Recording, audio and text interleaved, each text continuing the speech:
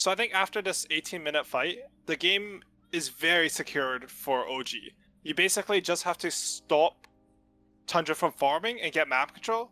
And usually your flowchart is like you get Roshan, and this Aegis allows you to kill a tier 2, which allows you to take the outpost, which means that you can fully control the map. Then the game's just sort of over. You know, maybe you go high ground with that Aegis, maybe you wait for the second one so you get that also valuable shard and cheese, but you have full map control. The game is completely in your control. I mean, how Dota works is there are comeback mechanics. Even if you keep messing up, as long as you hit one good move, like it's a huge swing. And I think it's positive for the game because it means taking risk is worth it. So you can even see like after this fight, like Seb, he went through his flowchart again. Like it might not be an actual flowchart, but in his head he's like, okay, can we kill any more heroes? No, they're literally all dead. Can we get any objectives? Roshan's sort of slow for us. And he's like, okay, let's push out the lanes and make it so that when they respawn, they have to push all the lanes in. And you can see here, he kills top wave and he instantly TPs bottom and pushes this wave in. And it's really good understanding from Seb. However, something that I really didn't like is that Sumail, after they win a fight and wipe 5 heroes, he sort of just walks into his own defensive area and hits the Ancients. I would have preferred for him to sort of go deeper into the enemy jungle and send out illusions to cut both the ways. It would have given him more farm and XP, and it would have been better for his map. Because, you know, you just have more lanes pushing in, which give you vision and information, and you would just feel good about it. So you're saying, like, after you win a fight, you want to be able to take more of the enemy side of the map and farm your way, like, backwards to your side. Hey, OG, they're really quick teams, so you do see them go for these plays where they try to get 9 here, and they barely miss out on the glimpse.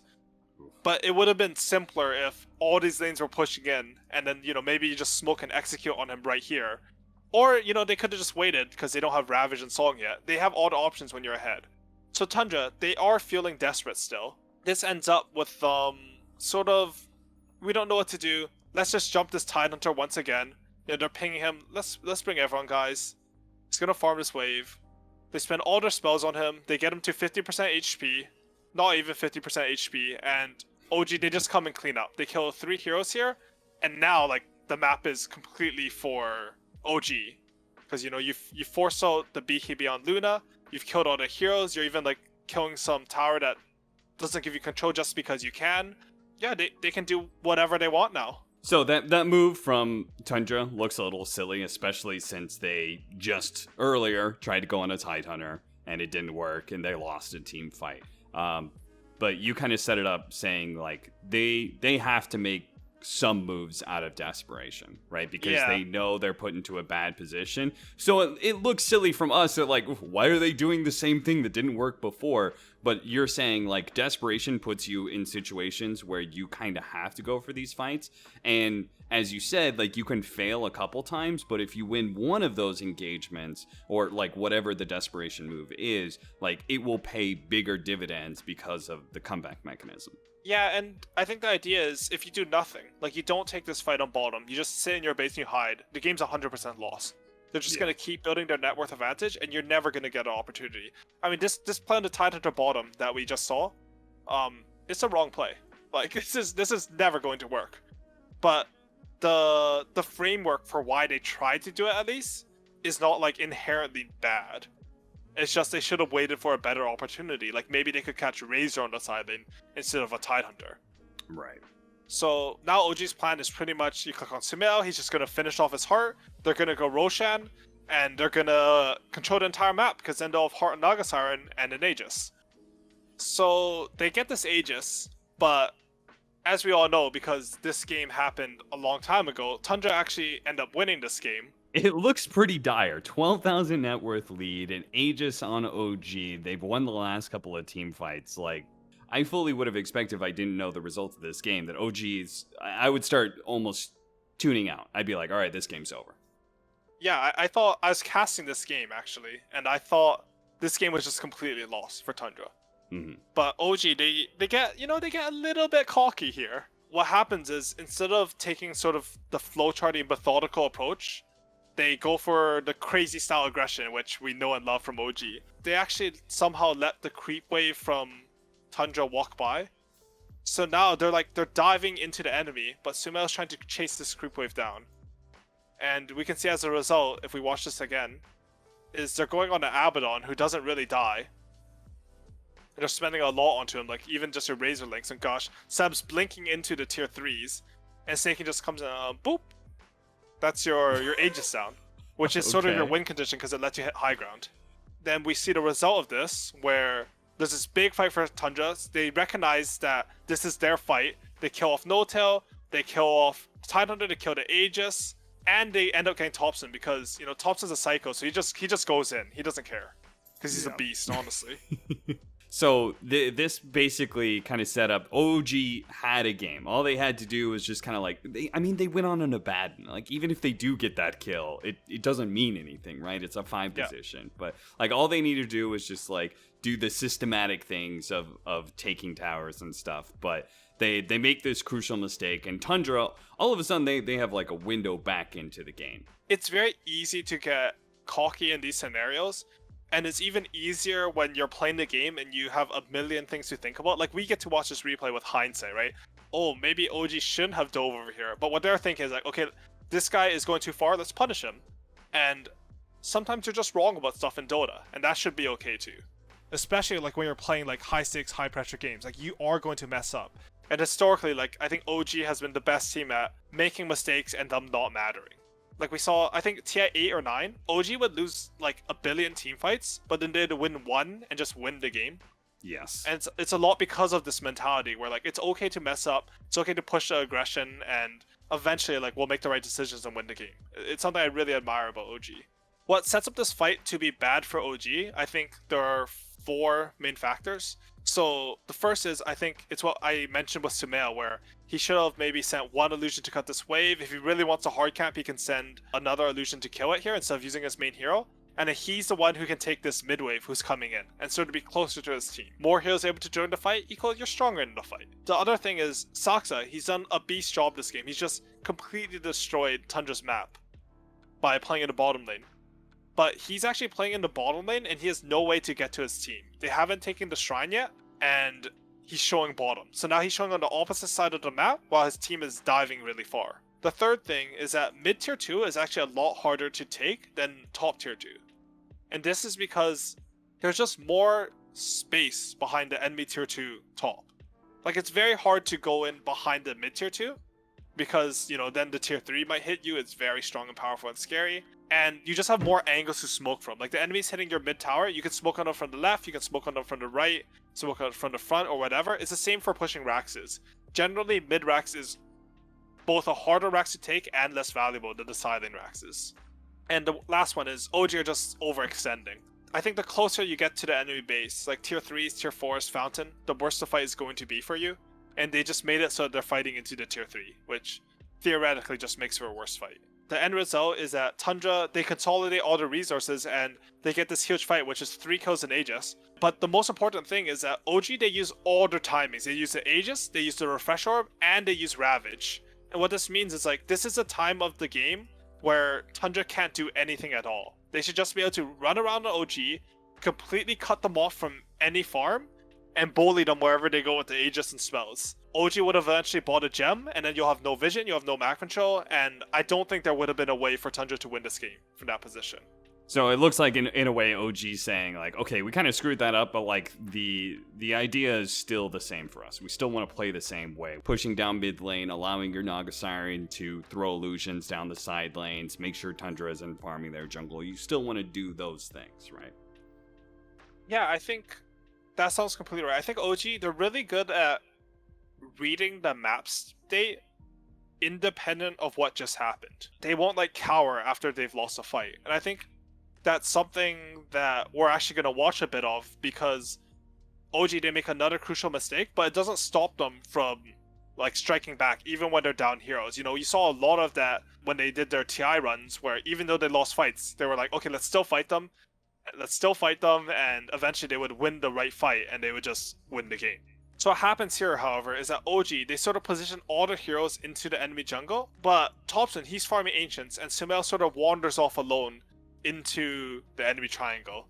They just see, oh, hey guys, we have a ward. This guy did a lot of damage to those creeps, he's alone, and they punish him.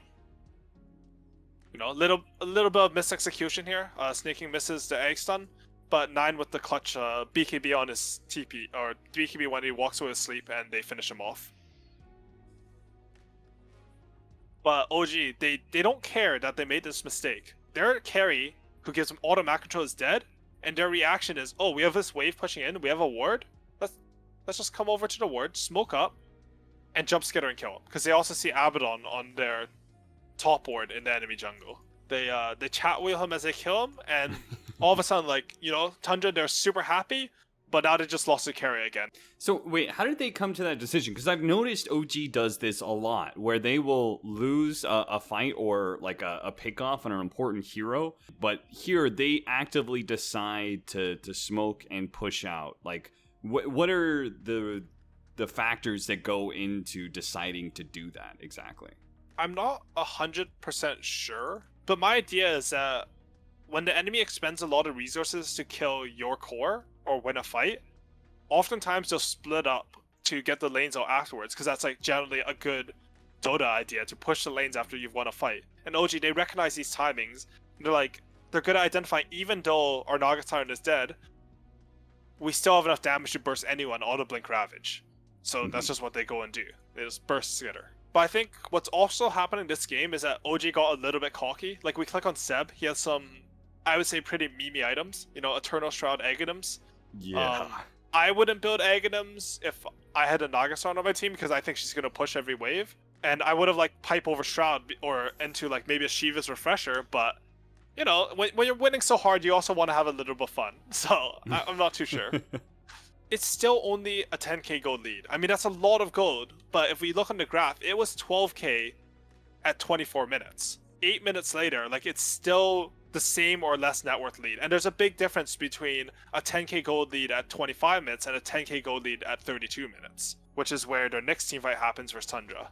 So before this fight happens, I think it's crucial to identify, like, what has changed in the game state that allows Tundra to maybe potentially fight them. So the first thing is that Luna has gotten to Hurricane Pike crit, which means that she can maybe drag the enemy in and not get linked. But the most important things are that Lina now has MKB BKB and level 20 talent, which means she just hits like a truck. And Snaking is able to finish off his Aghanim Scepter. So we can see this fight start, and sort of these items that we talked about, they immediately have this huge difference, because now Skitter, he's not getting gone on here slowed or having to pop his BKB early. He's able to just sort of pike away and bait OG into them. Saksa, he gets a nice cancel onto the epicenter, which could have potentially been devastating, I'm not sure. But now the fight continues, and Thompson, he sees Lina, and he tries to link and man up on her with a double damage rune, and Nine just stands there and hits him. He just hits him to death. Through link, through BKB, through everything, a DD rune. Skitter gets to hold his BKB because of that Hurricane Pike, and OG, they just keep on committing with the Ravage. They kill off Skitter, but then they try to kill Snaking, who has his Aghanims that we talked about. And Lina just comes in and kills all of them, because you can't kill this stupid bug. He's going to stun you for 5 seconds.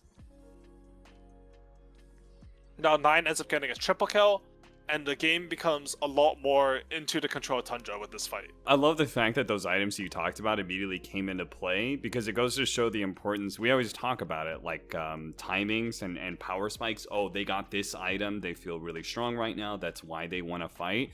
And we can see, like, directly like how those items can change the nature of a fight. Like, as you said, like the Hurricane Pike allows Skeeter to use his BKB later, which you make sure that he lives long enough to be able to get off a good Eclipse, does more damage. The Aghanim Scepter from the Nyx Assassin was, like, hugely impactful. The Lina, without the BKB, MKB, probably doesn't challenge Thompson, and Thompson just, like, runs that whole team fight to the ground by himself. Like, yeah, I love the fact that, like, they were able to directly use their fresh items to win an engagement like that. The play here where they sort of dove too far on OG, combined with the Naga Siren kill plus this lost team fight, now Tundra, they're comfortably on the road to recovery here. They're really making a comeback. We've entered sort of late game Dota, maybe mid-late, where it becomes a lot about how you plan your fights and where you take your fights that determines who's going to win the game. I mean, Dota's always like that, but even more so now. You get to the stage, every hero matters, and support pickups are really valuable. So naturally, we see Tundra pick off a couple of supports here to cement their comeback. You know, they kill off Nota for free here, and then they're still feeling confident OG, so they try to defend this tower, and they also manage to pick up a free Saksa.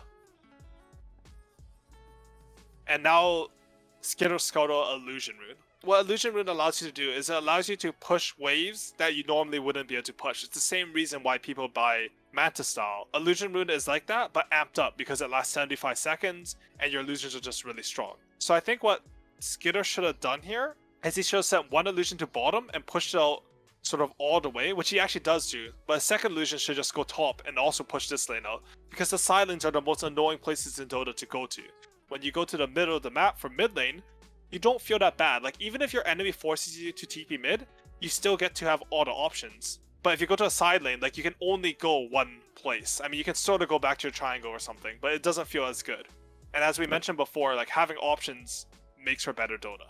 A lot of this is coming down to the, like, this is maybe some of the reason why, like, mid tower is so important, or we oftentimes see teams play the middle part of the map when they're stronger, right? Because they have more options of where they're able to move.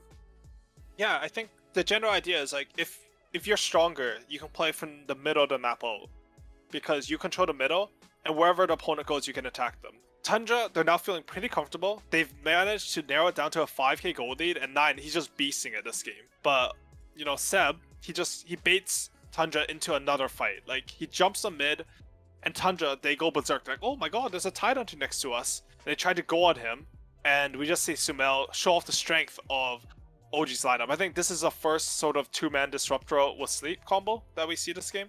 Could be wrong about that. There's like one here sort of, but not really. Yeah, that was mostly just on the Luna. Yeah, this one's very two pretty. supports for free. A little bit cocky by Tundra, to be honest. Like, I don't know if your Abaddon without OT is the one that you want hitting the mid wave, even though they're down one hero. And OG punished them. However, this game's crazy, so we're gonna keep going here. And Sumail sort of walks forward alone. He uses Spider Leg so they know it's real, and they just kill him. Like, they just clutch out a kill onto the enemy carry. To OG, because they're OG, they try to fight this even without Sumail, and they end up they use Ravage, they use Refresher, and they just lose 4 heroes here as Saksa eventually gets chased down. So now there's just this huge swing, just as big as that. You got mid tower, you kill 4 heroes, and now they're just going to pop into Roshan and take the second Roshan as well. When you're watching this as a replay, it's very easy to say, Sumail, just don't go mid or something.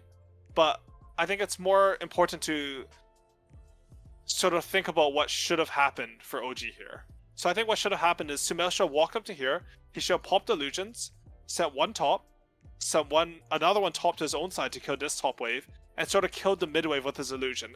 And then his team, because they have all these waves pushing in, could just go into the enemy jungle, take the shrine, and play for Roshan that's spawning in 20 seconds. So he puts his like hero in a safe position near Roshan. So, you know, he farms up that jungle area, and he uses illusions to be able to take all the kind of the scary farm on the map. It's kind of similar to what they happened when they went for that mid tier 2 and it turned into a dive, right? It's like what should have happened was just waiting and chilling out for a bit and just taking this tier 2, taking the outposts, like those sort of things. Like, sometimes just being a little bit more conservative and more patient with your decisions can prevent, you know, these sort of losses, which all of a sudden this is a huge turnaround, right? Because I think a lot of people hold the second Roshan as being like one of the most important objectives in the game. It holds so much, right? Aegis, Cheese, and the Shard. Yeah, plus just giving away hero kills when you're high level and ahead is always a big deal. And it was just everything, right? Like, everything got given for OG to Tundra here. Just because maybe a little bit of impatience, maybe a little bit of TI nerves. You know, sometimes you just make mistakes as pro players. It just happens. What ends up happening, though, in the end is, you know, they get all that stuff, and then Tundra, they eventually rotate bottom, and now they're the ones with the Aegis, with the tier 2 tower down, with the double outpost control. Yeah, I mean, this game keeps going. It actually ends up being a 59-minute game, and OG actually end up winning the next fight, even against the Aegis with some amazing spell casting, and the game bounces around a lot before Tundra eventually take the game. But my notes are done, so...